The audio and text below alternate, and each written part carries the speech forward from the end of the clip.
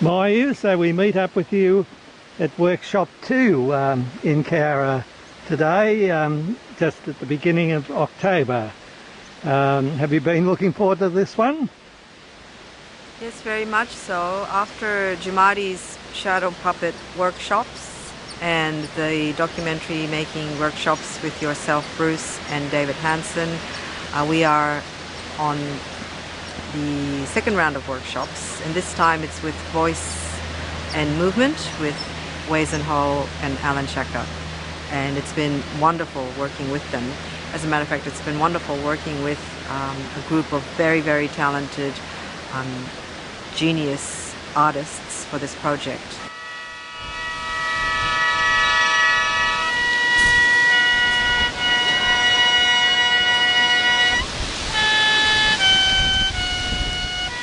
What you hear becomes a part of you. Speechly, Marathi, Taylor, Reggio, Nunnu, 2013,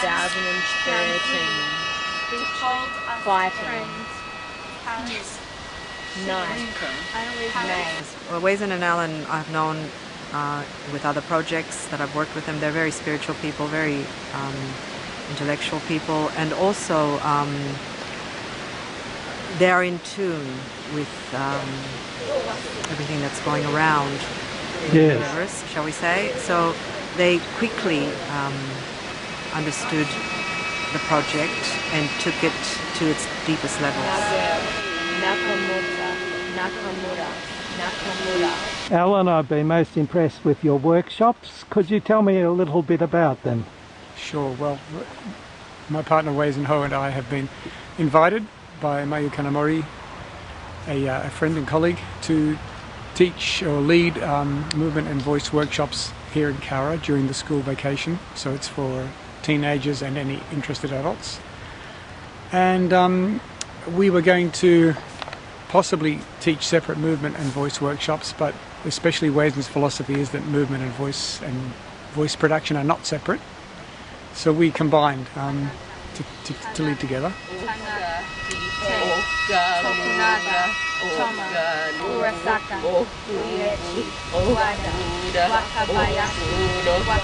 My interest in Japanese culture goes back to when I lived in Japan as a member of a Buto company, Majuku, which was a farming dance company.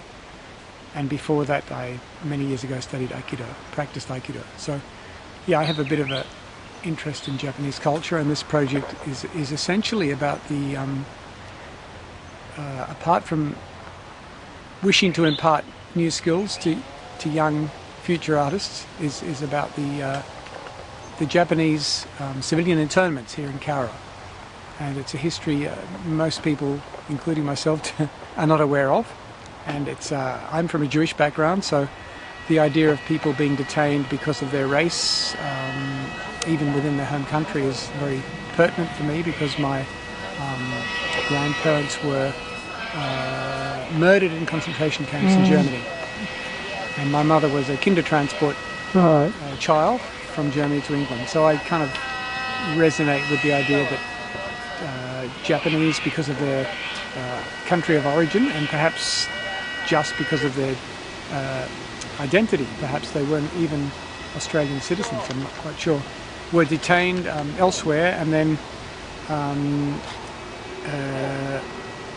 after being buried where they had died in internment camps, were later brought here to form one Japanese cemetery. But at the moment this is called a Japanese War Cemetery, as opposed to identifying the civilian internees as a distinct group. So we've got these two strands of wanting to impart an awareness to the youth, of wanting to identify personal histories that may resonate with the notion that anybody, a civilian, might be detained and their lives turned upside down. and this art making process being the means of the language being used. So here trying to find histories, emotions, sounds that the body can produce that can both talk about one's own personal history and then perhaps can be evocative here in this cemetery location.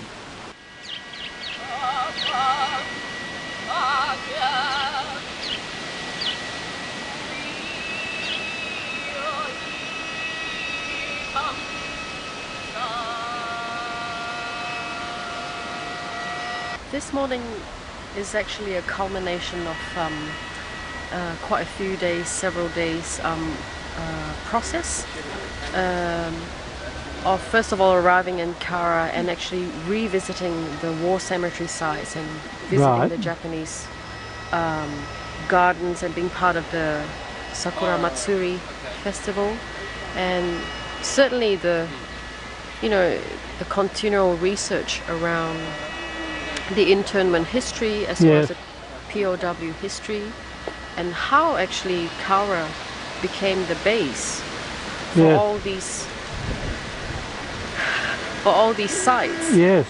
Just because it was the perfect place in World War II to be the military base, training base.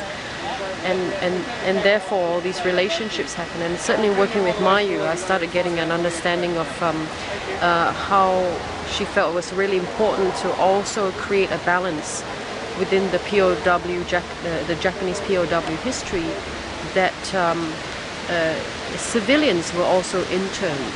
And I think that may not be clear because this is called the war cemetery, but really if you look around from this block, the B block to the C block, they were civilians who may have been naturalized, some may not have been naturalized, some of them first generation, some of them people who had intermarried with Japanese people, but at the point that war broke out, and so you have, for example, the grave, stones and plaques of 3-month-olds and 4-year-olds and 2-year-olds. I mean, that kind of affects me. Yeah.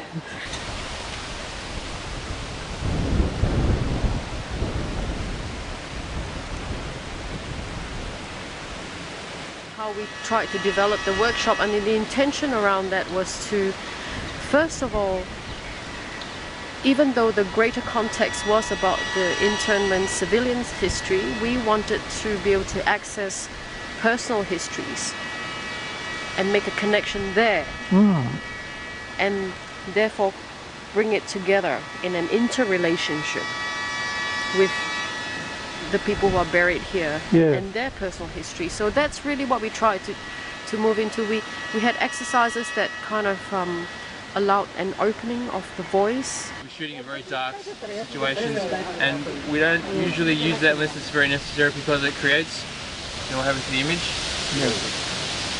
Noise, lots of noise. Little pixels, random bits of colour and stuff. So I've David, we meet again, and it's work. We do meet again. Yes, it's workshop 2, isn't it? It is workshop 2. It's a pleasure working with you as well. Oh, with you too, and all your knowledge.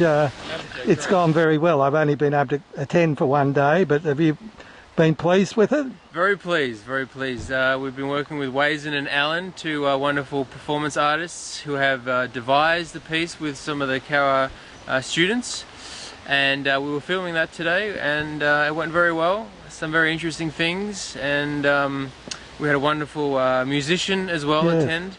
He was just fantastic to see. He had a traditional Japanese instrument, I think called the shi or shay. Yes. That you breathe into, and it sounds like a sort of mini pipe.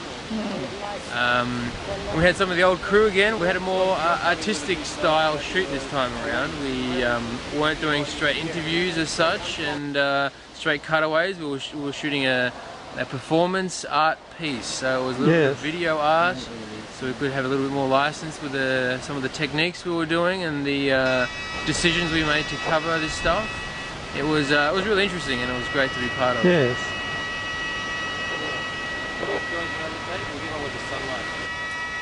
Recording?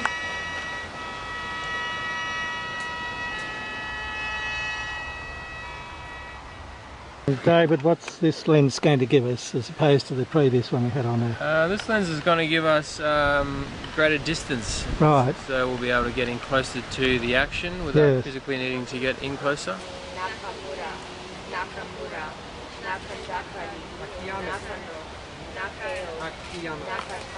The girls that we've had for this workshop, you know, it's been amazing. It was quite a challenge to, first of all, draw their personal history, because it started off from that basis of, oh, well, I've got nothing really to tell, but actually what they had was good enough. Yes.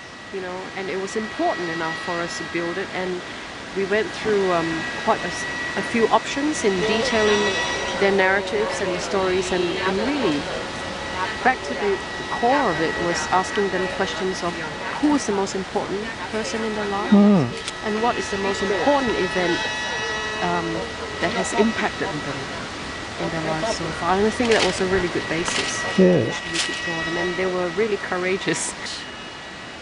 Certainly the performance that Alan did was actually very inspired by the commemoration service that took place here. The wind was, you always get something that you have to work against. That's right, yeah, we're with the elements, totally outdoors for the entire day.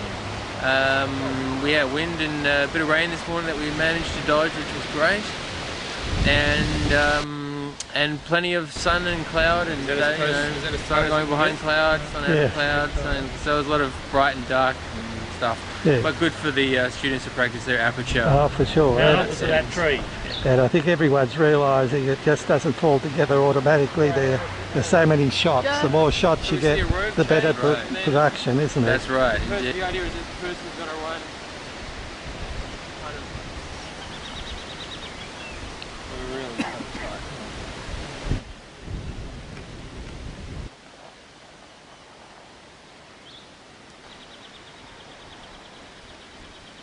The symposium, when is that scheduled to come up?